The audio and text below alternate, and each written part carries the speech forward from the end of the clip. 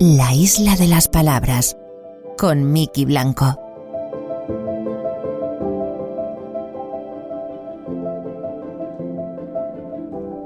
Decían en la serie El ala oeste de la Casa Blanca que nunca hay que dudar de que un pequeño grupo de ciudadanos pensantes y comprometidos pueden cambiar el mundo.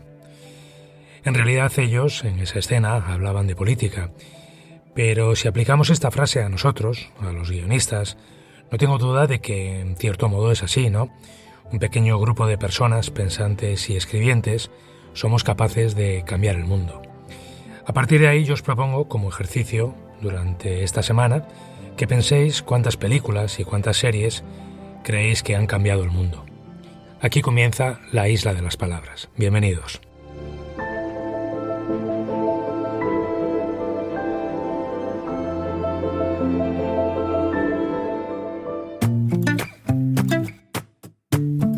Una página, un minuto.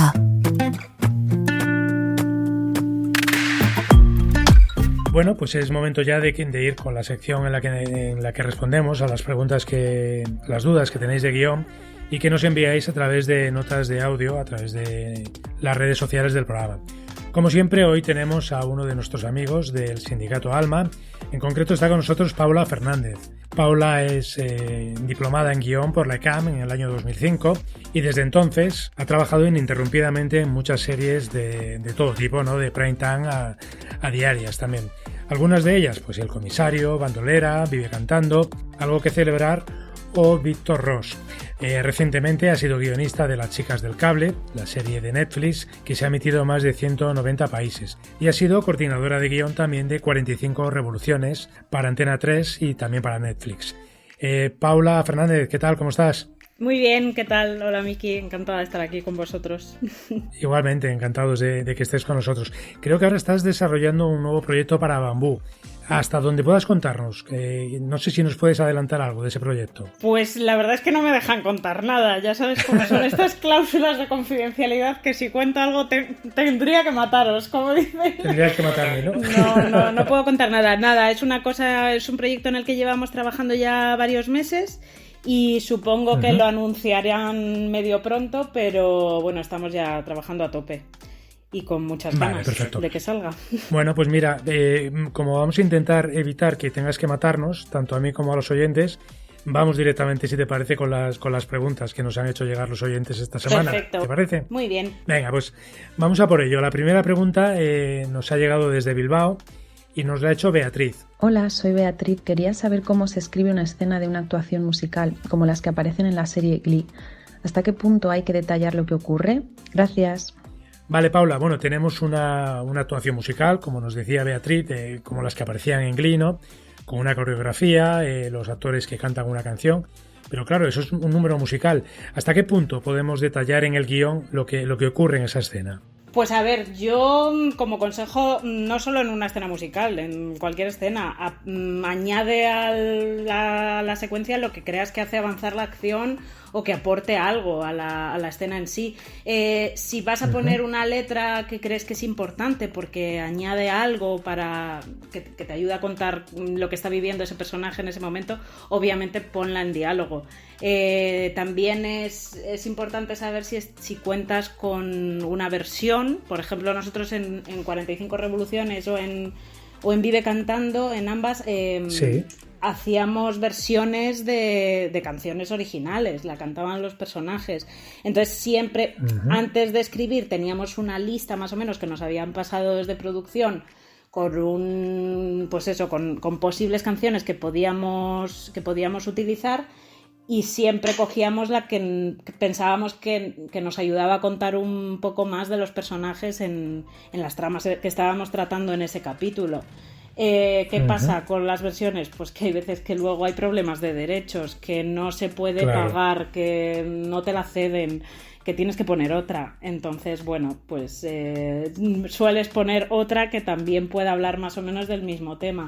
Si es original porque la compones tú o porque tienes un compositor, pues obviamente también va a decir mucho, supongo, esa canción de lo que le está pasando al personaje o de lo que está pasando en la acción. Y yo siempre la pondría en diálogo. Y yo la suelo poner en cursiva para que se note que es canción y no es diálogo. Pero he visto en guiones de otra gente que lo ponen en mayúsculas y en otro color para distinguirlo. Pero vamos, más allá de la canción marcada en diálogo, creo que también es importante ver lo que provoca esta canción en el resto de personajes. Estén presentes o no estén presentes en la escena en sí. Porque tú, por ejemplo, estás contando, yo qué sé, que una chica le dice a su amiga que va a romper con su novio. Y en la siguiente secuencia tienes al chico poniéndose a cantar una canción de amor a esta chica. Pues es importante ver la cara de la chica, ¿no? ¿Cuál es la reacción? Claro. Por ejemplo, nosotros también, ya te digo, en 45 Revoluciones o en Vive Cantando, siempre hacíamos pues los típicos montajitos musicales de ir pasando por el resto de los personajes. Entonces, pues siempre, pues ya te digo, las canciones siempre decían algo de sus tramas en ese momento, hacían avanzar la acción y también lo hacían todo un poquito más ameno. Marcar la emoción de los personajes, lo que quieras transmitir con la canción, ¿no? Que se note que... Claro, en definitiva entiendo que es tratar esa canción, ¿no? Y esa actuación musical como un elemento narrativo más, claro. Total. Que se note que lo que quiera transmitir la canción, que lo transmitas tú también en la columna de acción o si interrumpes con diálogos, que marques las emociones de los personajes también en ese momento. Perfecto. Bueno, pues ahí está la respuesta para Beatriz. Vamos ahora con otra pregunta. Esta nos ha llegado desde Almuñécar y nos la ha hecho Carolina. Hola, primero daros la enhorabuena por el podcast y quería saber si existe la figura del guionista de trailers de películas, algo así como el del personaje de Cameron Díaz en The Holiday. Y si es así, ¿dónde puedo aprender a hacerlo? Muchas gracias. Bueno, me parece muy curiosa, ¿no?, la pregunta de Carolina. Recuerdo además ese personaje que interpretaba a Cameron Díaz en The Holiday, en el que ella además le iba muy bien económicamente y se dedicaba, no sé si específicamente al guión, pero sí a la realización de tráilers, ¿no? Yo juraría que era montadora de tráilers, sí, porque me dejó muy loca esta pregunta y de hecho lo busqué, dije, guionista de tráiler, esto existe, me parece maravilloso el puesto, si no existe hay que crearlo. Creo que no existe. A lo mejor en Estados Unidos sí que tienen, porque tienen allí de todo, pero yo creo que lo que hay detrás de los trailers es muy buenos montadores y muchos productores ejecutivos detrás decidiendo, porque ten en cuenta que los trailers los ven millones de personas, mucho más de los que ven la película. Entonces hay mucha gente, directivos por encima, decidiendo qué se cuenta en ese tráiler, ¿no? Y cuál es el resultado final. Yo supongo que la regla para un tráiler, para que tenga una estructura, guión en el tráiler, es que se entienda de qué va la película rápidamente, que se plantee enseguida cuál es el conflicto, cuál es el punto de partida de la película. Obviamente, si es comedia, pues que haya chistes. A veces en los trailers ponen todos los chistes que hay en la película y luego ves la película y dices, pues ya lo había visto. Claro, de hecho me ocurre muchas veces, por lo menos a mí me ocurre, ¿no?, que estás viendo un tráiler y dices, bueno, pues ya no voy a ir a ver la película. Totalmente. A mí eso me parece un mal tráiler, porque si te la destripan entera, que pasa muchísimo, dices, pues ya me han contado, si es que ya sé quién es el asesino. Claro. Entonces, claro. Es como... Bueno, de hecho, me parece que un estupendo tráiler es aquel en el que es una muy mala película y en el tráiler parece que es una película buenísima. Totalmente, que también pasa mucho. Entonces yo supongo que la regla básica para un buen tráiler es que quede planteada de qué va la historia y que te sugiera verla, que te apetezca verla, y que obviamente, pues si es, ya te digo, si es comedia, que aparezcan chistes muy divertidos, que haya efecto, y si es romántica, pues ver la emoción. Si es de terror, obviamente sustos. Pues eso, es que yo creo que vais a tener que invitar a un montador al programa para que os desvele todos estos trucos, ¿no? La verdad, pero ya te digo, yo creo que lo que no sé es si hay montadores solo de trailers en España, fíjate. En Antena 3 yo sé, por ejemplo, que tienen como un equipo de marketing un poco que hace las promos, ¿sabes? Que montan ellos sus propios anuncios de las series. Entonces supongo que para cine pues también habrá gente que se dedique a lo mejor solo a montar trailers. Claro. Pues mira, lo vamos a investigar. Y además, bueno, de hecho yo creo que ese montaje, ¿no? El montaje de un tráiler, bueno, tiene una parte de guión en realidad, ¿no? Es como contar una historia, pero mini, como si fuera. Total. Vale, perfecto. Pues ahí está esa respuesta para Carolina de Almuñécar. Vamos con la siguiente. Paula, la siguiente nos la ha hecho Michael y Michael nos ha enviado su nota de voz desde Zaragoza. Hola, buenas tardes. Mi pregunta es muy sencilla. ¿Qué debo poner al final de mi guión? ¿Fin? ¿Créditos finales? ¿Nada? Muchas gracias. Bueno, pues me parece muy evidente, pero es verdad. Paula, un guión, cuando acabamos la última línea, ¿qué hacemos? ¿Lo acabamos a plomo? ¿Ponemos the end? ¿Ponemos fin? ¿Qué hacemos?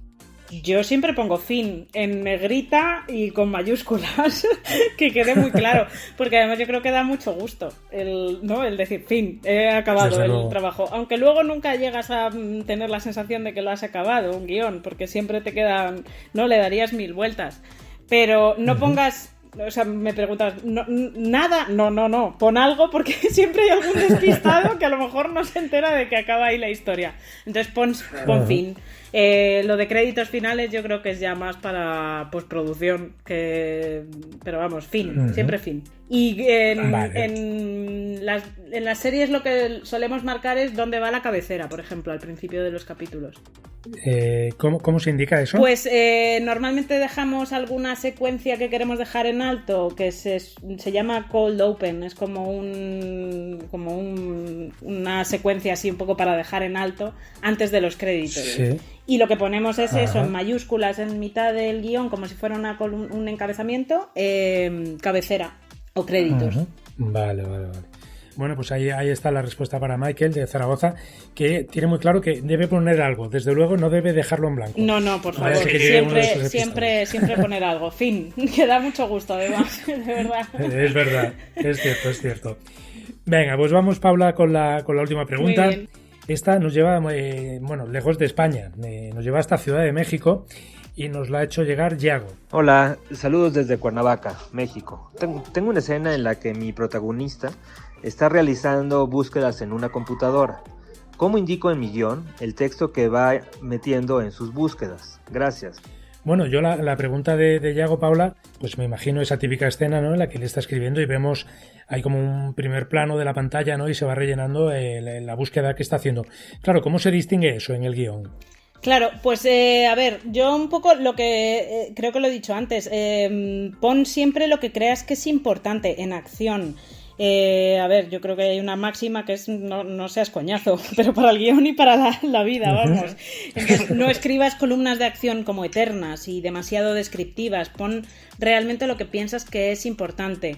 Si está buscando 13 recetas distintas, cómo se hacen macarrones con chorizo, cómo se hacen pues a lo mejor no es importante meter absolutamente 13 búsquedas. Creo que es más importante ver la reacción del personaje a lo que está buscando. Si lo que busca lo encuentra o si se frustra porque no da con ello.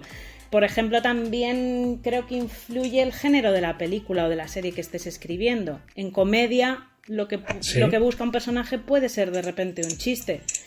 Me acuerdo, por ejemplo, en Fleabag, la serie de Phoebe Waller-Bridge, en la segunda temporada, ella se enamora de un cura que es estupendo, maravilloso, y nada más llegar a casa, lo primero que busca en Google es si los curas pueden practicar sexo. Y es muy divertido la cara que pone ella a cámara cuando ve, obviamente, la respuesta que le da Google.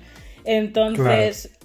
Eso yo creo, pues ya te digo, si ves que es importante, que te va a hacer avanzar la acción, que te va a dar comedia o que te va a dar, si es thriller, si te va a dar tensión lo que está buscando o lo que no encuentra o lo que sí encuentra, ponlo siempre en acción. Teclea en el buscador tal, XXX y le das y ya te digo, darle mucha más importancia a lo que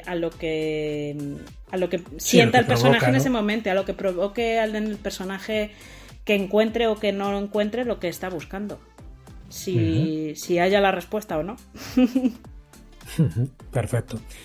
Bueno, pues nos quedamos con esa última idea y hemos llegado al final de la sección. Paula Fernández, que mil gracias por habernos ayudado hoy con las preguntas de los oyentes, y te emplazo a que vuelvas otro día ya cuando puedas contarnos un poquito más de ese proyecto secreto en el que estás trabajando ahora mismo. Cuando quieras, hablamos pronto.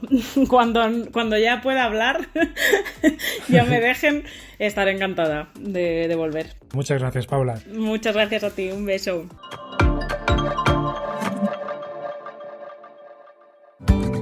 ¿Tienes dudas sobre la escritura de guiones? Envíanos una nota de audio a través de las redes sociales del programa.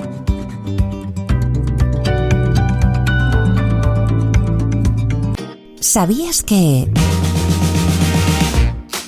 El show de Truman de 1998 está basado en un capítulo de The Twilight Zone llamado Servicio Especial. En él, el protagonista descubre que su vida está siendo televisada e incluso su mujer está involucrada en el montaje.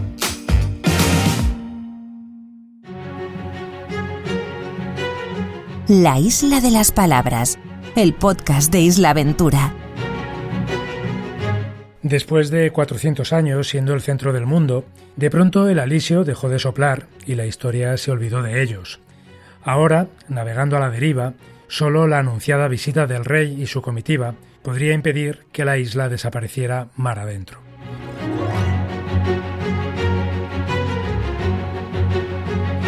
Bueno, pues esto que os acabo de leer y que suena muy bien como punto de partida para un guión, es parte de la sinopsis de Cuando venga el rey, el nombre de la primera novela de Luis Carlos Castañeda. Luis, ¿qué tal? ¿Cómo estás? Bienvenido. ¿Qué tal? Hola, Miki. Encantado de estar aquí, un placer. Igualmente, un placer por nuestra parte. Luis, nosotros nos hemos puesto en contacto contigo porque aquí siempre en la Isla de las Palabras proponemos historias que pueden servir como punto de partida para desarrollar guiones. Uh-huh. Tu novela nos ha interesado porque nos lleva a una isla del Atlántico de la que lo primero que llama la atención es que no se menciona el nombre. Y se habla de que allí viven unos vecinos de los que se habla como caribeños sin Caribe. ¿Qué es eso de caribeños sin Caribe? Vale. Bueno, estamos hablando de la isla de La Palma, que es donde arribó, donde llegó el joven rey Alfonso XIII en 1906, en la primavera de 1906. Para la isla de La Palma, para nosotros es mucho lo que nos une con los pueblos caribeños, con Cuba sobre todo. Pues el habla, el clima, las sensibilidades. Pero también es verdad que luego nos gustaba, vamos a hablar en pasado, aparentar ser refinados europeos. Pues fuimos los primeros en traer la imprenta, de las primeras ciudades del mundo en disponer de luz eléctrica, del telégrafo, del cinematógrafo, en fin, caribeños sin Caribe, europeos sin Europa. Uh-huh. Vale, entonces la novela nos lleva a ese 1906, ¿no? En el que estos habitantes están esperando la visita de un joven Alfonso XIII en aquel momento, ¿no? Ese sería un poco el detonante de esta historia. Esa visita es muy esperada. ¿Por qué? ¿Por qué era muy esperada esa visita en ese momento? ¿Por qué era tan importante? Vale, verás, la visita del rey fue considerada por los isleños como realmente un salvavidas que les tiraba la historia, el destino, para rescatarlos del olvido. Después de la pérdida de las colonias canarias y La Palma sobre todo, había quedado en una situación completamente fuera de todas las rutas comerciales. Quedamos fuera del devenir del tiempo, quedamos a la deriva. A la deriva, ¿no? De ahí venía la expresión, claro. Sí. Ocurre que una isla a la deriva, además, es la metáfora más fuerte del olvido. Hay un momento en la propia novela que un personaje le dice a otro, hay un suceso importante, y un personaje le dice a otro, señalando al horizonte: ¿a usted le parece que el horizonte está hoy más cerca o más lejos? Y el otro le contesta: pues no sabría qué decirle, pues como siempre, a veces más lejos y otras más cerca. Y entonces el primero responde: señal evidente de que seguimos a la deriva. Uh-huh. Me gusta, está muy bien. Entonces ese es un poco el ambiente en el que se mueve, ¿no? Partimos de ese detonante, ese punto de partida, la visita del joven Alfonso XIII a la isla, una isla que en ese momento, está, como dices tú, a la deriva, pero en medio de todo esto de repente llega, como no puede ser menos en un guión, llega el punto de giro. ¿Qué es lo que ocurre ahí? Vale, pues cuando más expectación había, la gente estaba entusiasmada con eso, porque eso se anunció con 3 meses de antelación, y en ese preciso momento, a 3 semanas de la fecha señalada, aparece un muerto, aparece acuchillado, flotando en la bahía, no cualquier muerto, sino un ilustre doctor, Mauricio Santos Padrón, aparece dándose cabezazos contra los postes de la escalinata que habían construido precisamente para la recepción del rey y su comitiva. Entonces, ¿quién mató al ilustre doctor? Fue por cuestiones políticas, quizás, fue por su condición de masón, por una rivalidad ajedrecística que se había llevado al extremo, por un asunto de amores contrariados. Pues tirando un poco de ese hilo es como se va desarrollando la trama de la novela, en realidad, para descubrirnos pues en realidad un complejo mundo de personajes que son los que en realidad construyen la verdadera historia, ¿no? La historia que no sale en los libros, la historia que no está en los periódicos ni en los anales con fechas, sino la verdadera intrahistoria que la gente normal, que con sus amores, sus odios y su vida es la que genera esa otra historia que luego llega a nosotros. Uh-huh. Sí, Luis, si esta historia alguno de nuestros oyentes decidiera convertirla en un guión, tú que eres el autor de la novela, ¿por qué género te decantarías? ¿Es una ficción histórica? ¿Es una historia de misterio, de amor, de personajes? Complicado, sí. ¿Dónde la englobarías? Bueno, es complejo porque incluso para catalogar mi novela he tenido dificultades porque si bien podríamos empezar diciendo que es una novela de género de ficción histórica, no alcanza los rigores ni los niveles para ser considerada una novela histórica. También tiene una preciosa historia de amor imposible y de desengaños y de desencuentros, pero tampoco es una historia de amor. Podríamos ser, quizás que sea una historia de un romance histórico. Tiene un muerto y tiene una investigación, sí, por así decirlo, pero tampoco es una novela policíaca ni negra, ¿no?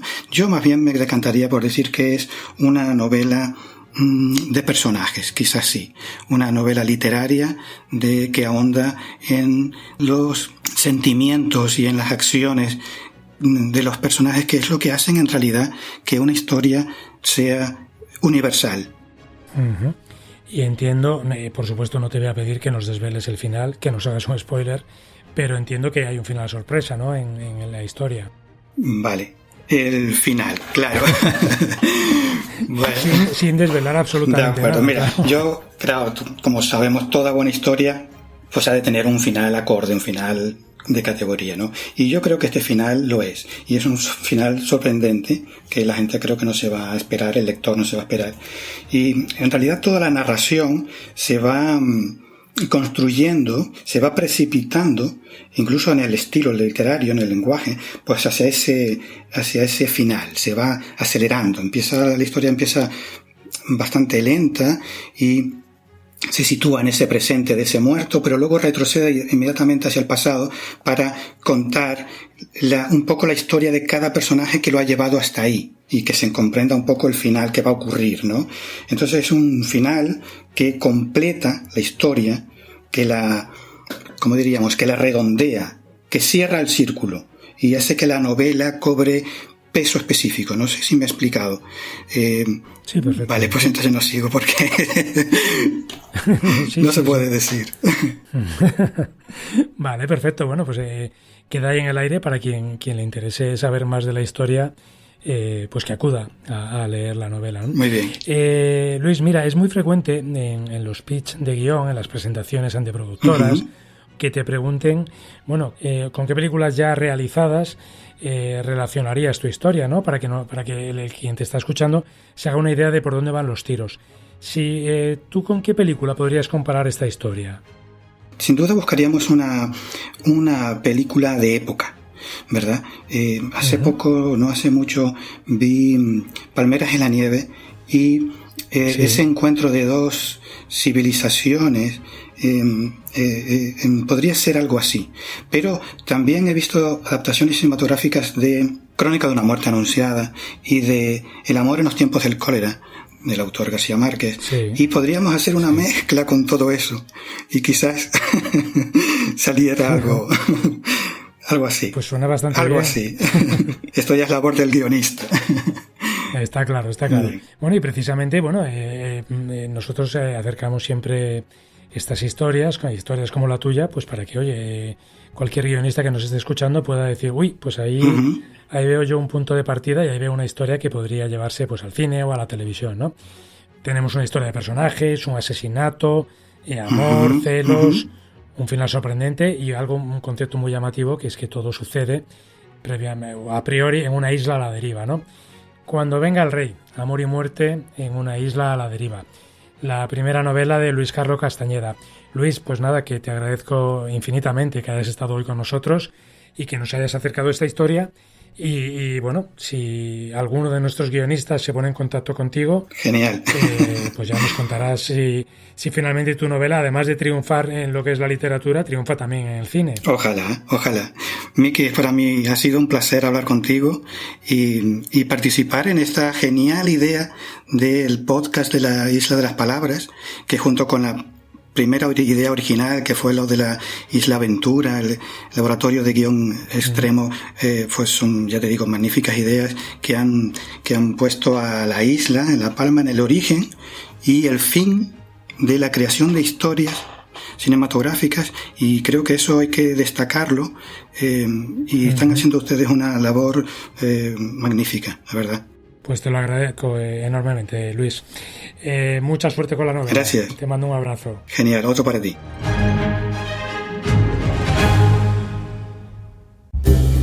Tips de guión. Si tu primer guión no es lo suficientemente bueno, mejóralo. Si todavía no es lo suficientemente bueno, escribe uno nuevo. Una vez que escribas un buen guión, el resto se resolverá solo. John Swetnam.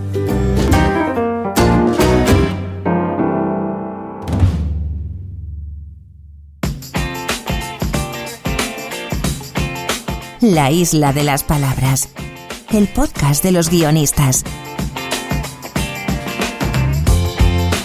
El mercado norteamericano lo tiene claro. En una serie, el guionista es la estrella. Y lo bueno de ser la estrella es que estás al mando. Si queremos que se nos considere las estrellas de este negocio, empecemos por comportarnos como tal. Y esto que os acabo de leer no lo digo yo, lo dice nuestro siguiente invitado, Nico Romero. ¿Qué tal? ¿Cómo estás? Hola, ¿qué tal? ¿Cómo estás, Miki? Bienvenido, Nico. Gracias. Nico, os presento, ha firmado capítulos de series tan conocidas y diversas como Siete Vidas, como Aída o Compañeros, también El Internado, y recientemente ha escrito para Brigada Costa del Sol, Hospital Valle Norte y El Nudo. Pero no solo eso, porque Nico es además el fundador de Escribir en Serie, uno de los blogs de guión de series más seguidos en castellano. Nico, a raíz de lo que comentaba al principio, que es una de las presentaciones que tienes tú en el blog, ¿qué es lo que hacemos mal los guionistas? ¿Qué hay que hacer para que realmente seamos las estrellas? Bueno, creo que nos han acostumbrado a no creernos demasiado que nuestro trabajo es importante, pero es que realmente es muy importante. Es que sin un buen guión ya le puedes dar 1000 vueltas que no conseguirás una buena historia, no conseguirás una buena película. Entonces, yo creo que pasa por querernos a nosotros mismos y por tener un poco de dignidad y de no aceptar un poco lo primero que nos ofrecen. Yo creo que en el fondo la profesión de guionista es una profesión muy joven en España, o al menos de una manera generalizada es muy joven, porque realmente ¿cuántos guionistas necesitaban cuando no existían las privadas? Pues realmente muchos menos que en los 90 cuando empezaron las privadas. ¿Y cuántos guionistas se necesitan ahora que además de las privadas tenemos las plataformas? Entonces de alguna manera hemos ido creciendo profesionalmente. Yo recuerdo que cuando empecé en Siete Vidas, por ejemplo, éramos a lo mejor 12 guionistas en una sala de guión, pero el 90% de nosotros era la primera serie en la que trabajaba. Yo creo que eso ahora mismo ya no se da. Ahora mismo la mayoría de la gente que trabaja en una sala de guión tiene un porrón de series a sus espaldas, ¿no? Entonces eso, claro, nos da una experiencia que nos permite tener más peso en las producciones y hacer mejores productos, lógicamente. ¿Crees tú, por ejemplo, desde ese inicio que dices en Siete Vidas, crees que han mejorado mucho el guión de las series en España? Absolutamente, claro, exactamente por lo que te decía. Tú piensas que en los 90 no nos costaba mucho distinguirnos del resto de series. El público español estaba, digamos, era bastante primerizo también, como nosotros, y entonces le bastaba con que simplemente hiciéramos las cosas a la española. Si a Estados Unidos nos llegaba Friends, pues nosotros vamos a hacer un Friends a la española. Hicimos 7 vidas. Si en Estados Unidos funcionaba la serie de policías, pues nosotros hacíamos un Policías a la española. O la historia de un instituto a la española, ¿no? Era un poco... era muy fácil innovar con las series en España. Pero claro, ahora ya, digamos, han pasado unos añitos, el espectador está resabiado. Y junto con el espectador también hemos evolucionado todos nosotros, y bueno, y efectivamente ahora contamos historias muchísimo más profundas y más complejas.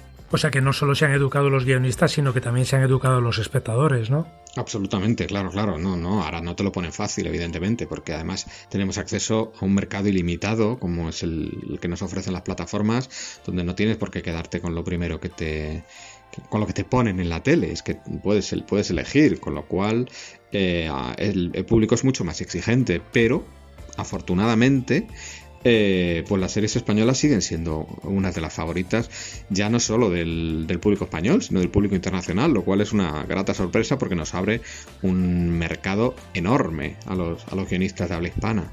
Uh-huh. Claro, porque tú por ejemplo, hablas mucho de lo que ocurre en Estados Unidos, ¿no? De que los guionistas allí realmente son estrellas, ¿no? ¿Crees que en España vamos un poco en ese sendero, en ese camino? Sí, o sea, y no hay más que ver casos, la figura del showrunner, que es la figura de la persona que manda en una serie y que viene del departamento de guión, pero trasciende el departamento de guión y está por encima de todos los departamentos de una serie, es el señor que tiene la última palabra. Y en España vamos camino de ello, ¿no? O sea, La Casa de Papel, por ejemplo, con Alex Pina, es un ejemplo muy claro de un guionista convertido en showrunner y de notable éxito. O el caso también muy conocido de Javier Olivares con El Ministerio del Tiempo, o bueno, muchos más, que bueno, se ponen al frente de series y no solo saben escribir, sino que saben entregarte el producto final, y con gran éxito. Vamos, es indudable que vamos en ese mismo camino. Uh-huh.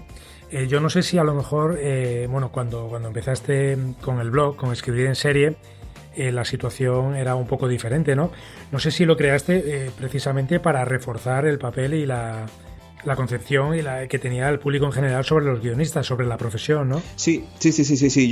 Yo estaba acostumbrado a entras en internet y si tú quieres escuchar de series o leer cosas sobre series, lo primero que te vas a encontrar son los actores. Los actores son el Star System, lógicamente, es muy importante, no le vamos a quitar importancia, pero digamos que es la manera de transmitir que tienen los medios noticias sobre las series, los actores, las caras conocidas.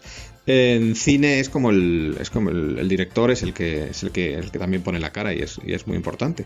Pero a mí me parecía que había un hueco o que había una necesidad, por lo menos yo sentía la necesidad de poner al guionista en el centro. Entonces, si te fijas en todos mis posts, en escribir en serie, el guionista es el centro. Siempre es el entrevistado. Nunca he entrevistado a un actor, nunca he entrevistado a un director, solo he entrevistado a los guionistas. Y cuando hablo de las series que se estrenan en España, me preocupa muy mucho de que el centro sean las personas que lo han escrito, porque bueno, creo que es una labor que tenemos que hacer, que es reivindicarnos, vamos. Totalmente. Uh-huh. ¿Qué es lo que más busca la gente en escribir en serie? Pues mira, lo que más buscan al final tiene que ver con las series que más éxito tienen. Entrevistas a showrunners de las series con más éxito, lógicamente. La entrevista con Alex Pina, o la entrevista que le hice a Javier Olivares, o las críticas que he hecho. Bueno, más que críticas son apuntes, reflexiones teóricas que hago de guión al hilo de diferentes estrenos, ¿no? Entonces, eso es lo más visitado, al margen de la estrella del blog sobre todo es el buscador de guiones. Tengo un buscador de guiones en castellano que tiene como más de 250 guiones en castellano. Yo creo que es el buscador más completo que hay de guiones en castellano, y ese realmente es el que más éxito tiene. Claro. Nos dices que en el blog se pueden encontrar más de 250 guiones en castellano. ¿Qué es lo que tiene un guión que a ti en particular te llama la atención? Cuando dices, joder, aquí hay algo que está muy bien escrito.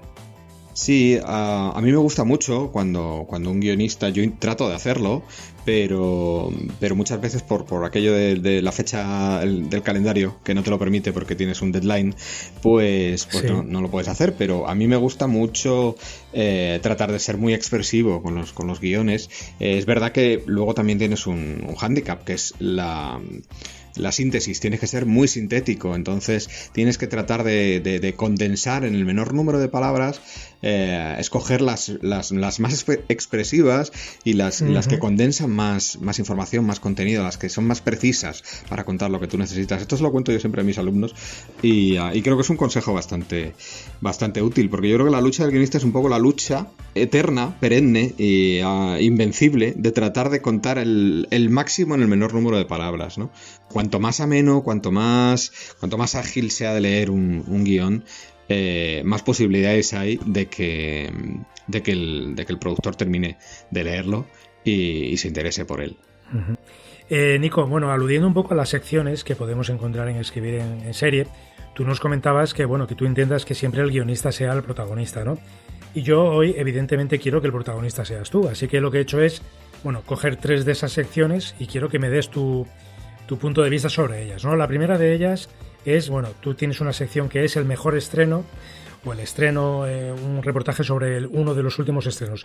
Quería que nos contaras cuál es para ti el mejor estreno de este año en cuanto a series. Pues intuyo que va a ser Patria, pero yo me estoy esperando a que haya unos cuantos más en HBO para empezar a verla, porque a mí la novela de Fernando Aramburu me fascinó. Y cuando entrevisté a Aitor Gabilondo me pareció que era un tipo muy interesante y que tenía que era un tipo que merecía escucharle, ¿no? Entonces intuyo que va a ir por ahí la cosa. Entiendo que entre esas series que destacarías está una en la que precisamente has participado tú recientemente, ¿no? Que es El Nudo para Antena 3. Sí, se estrenó primero en A3 Premium, pero va ahora para Antena 3 en abierto. Y es una serie que me ha gustado mucho escribir, es una serie de misterio. Yo soy muy fan del misterio, de las historias en las que hay un asesino y tienes que averiguar quién es, ese tipo de historias. Y en esta he disfrutado muchísimo escribiendo con Nuria Bueno, y es de estas historias que, en fin, hasta el último capítulo no sabes quién es el culpable, y tienen capítulo con sorpresa final y en fin, yo he disfrutado muchísimo haciéndola, y realmente es una de las series que más me han gustado después de ver, en las que he dicho pues oye, qué bien han producido esta historia nuestra. Ha quedado muchísimo mejor de lo que incluso nosotros la habíamos escrito. Uh-huh. El nudo. Uh-huh. Pues estaremos para verla. También tienes una sección que es, que tú le preguntas a guionistas que nos recomienden una serie. ¿Cuál recomendarías tú? Últimamente he visto en Movistar The Loudest Voice, una serie sobre la historia de Roger Ailes, el fundador de Fox News, que me ha parecido muy reveladora, de cara a entender un poco el mundo en el que vivimos, el mundo en el que hay una sobreexposición de noticias y además contradictorias, en el que uno no sabe muy bien dónde vive. Te estoy hablando un poco de esto, de la época del trumpismo que vivimos. Sí. Si te dijera, por ejemplo, una comedia... Pues mira, te voy a decir una que no se ha hablado mucho, digamos, no es una gran superproducción, pero a mí me ha hecho mucha gracia porque es un concepto muy sencillo. Se llama Por H o por B, está en el HBO, y me hace mucha gracia porque son 2 de Parla que se van a vivir a Malasaña. Y entonces es el contraste entre dos chonis y un universo súper pseudo-intelectual, pijo, gafapasta, insoportable. Y es un concepto tan sencillo que me parece que tiene mucho valor. Y a mí me ha hecho reír muchísimo, la verdad. No tengo que reconocer que me lo he pasado muy bien con esa serie. Uh-huh. Y si te preguntara, aludiendo a otra de tus secciones, ¿cuáles son las manías de Nico Romero? ¿Para escribir? Sí. Pues no tengo muchas manías. Necesito silencio, tranquilidad para escribir. Suelo escribir mejor por las mañanas que por las tardes. No me suelo poner música. y poco más. Un portátil y un asiento cómodo. No necesito una mesa ni un despacho rígido, prefiero sofás y cosas así. Básicamente eso.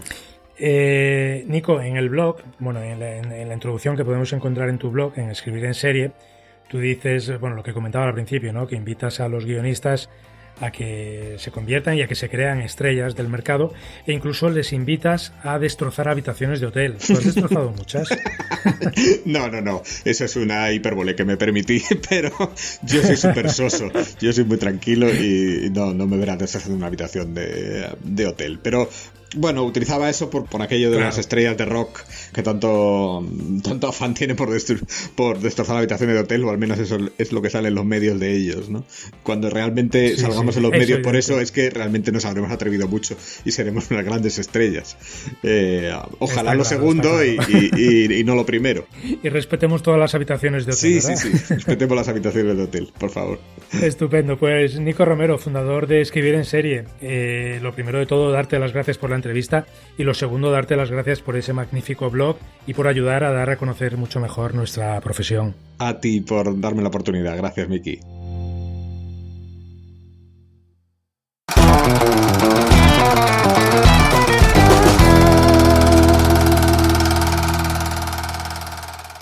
Bienvenido al Cinematón de la Isla de las Palabras. Introduzca la moneda, por favor. Diga su nombre y su profesión para comenzar. Rosario Muedano, cantante y compositora. Ahora diga su edad. 41. Era broma. Comenzamos. ¿A qué actriz contrataría para interpretar su biografía? Sin lugar a dudas, Concha Velasco, porque tengo hasta el lunar. ¿En qué lugar grabaría la película de su vida? En Madrid. ¿Cuál es la mejor película de la historia? La vida es bella.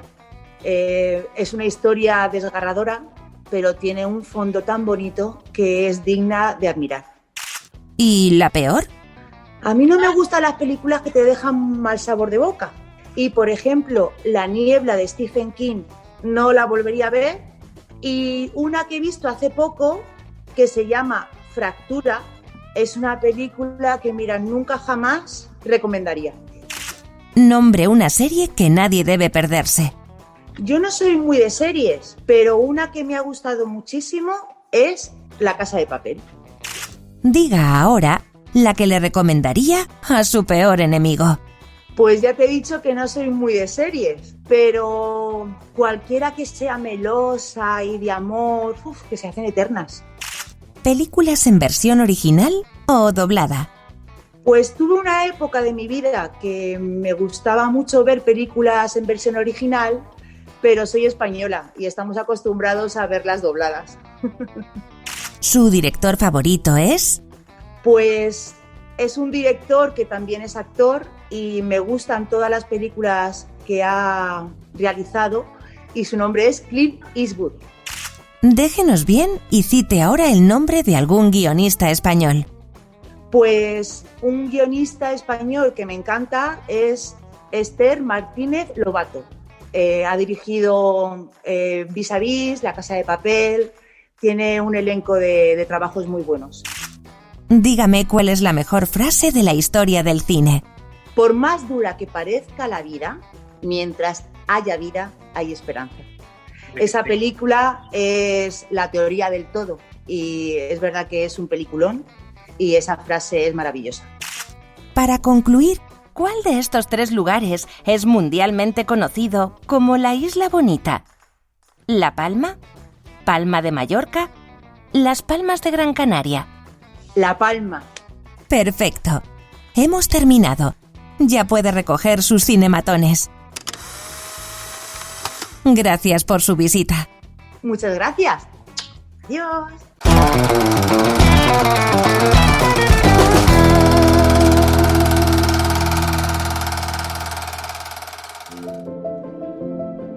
Pues esto ha sido La Isla de las Palabras. Espero que os haya gustado nuestra singladura por los mares del guión, pero si no ha sido así, recordad que en el fondo nadie es perfecto.